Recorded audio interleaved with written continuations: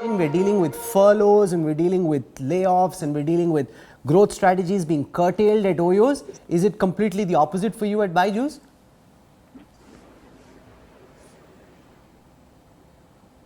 Yeah, there are some sectors. I'll say a few sectors which are positively impacted. So obviously the focus has to be on acceleration, and with as per the UNESCO report, almost 1.5 billion students are forced to stay at home, and online learning is their only option for the time being. So we made our learning app free for this period, and more importantly, we also started free scheduled classes to replicate regularity of school sessions.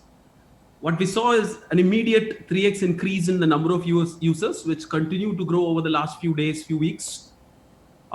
6 million new students came onto the platform.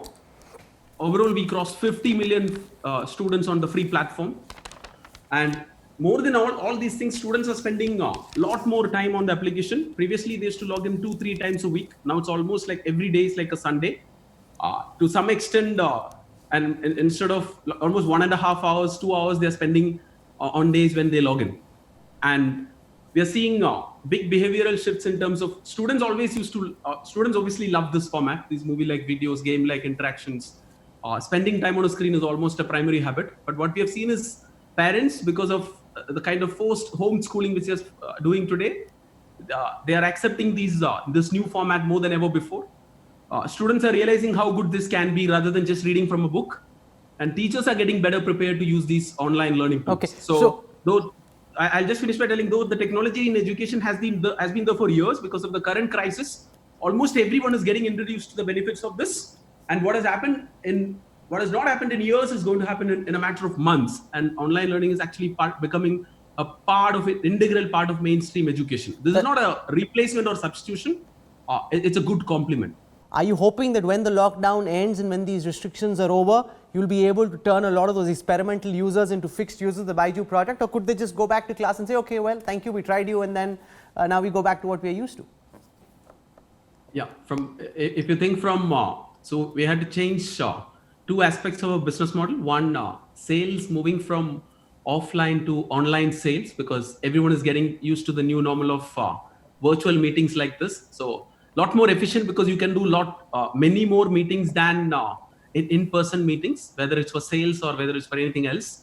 So that's been a big positive change. So we're back to pre-crisis numbers in terms of revenue, expected to like literally double in the next 2 months. Reason being, there's a large set of users, students who are trying out, parents who are actually seeing that their kids love spending time on screens and here benefiting from it.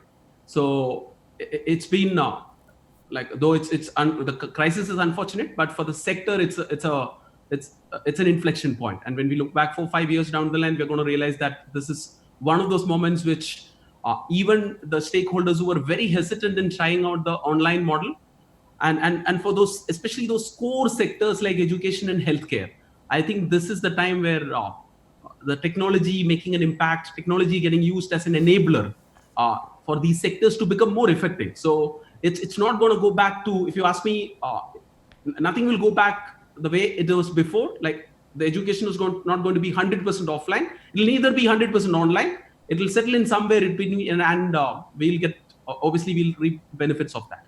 So the one thing I found lot more, very interesting, lot more investor interest over the last few weeks than ever before. That kind of shows and at times where no investment is happening in most of the other sectors.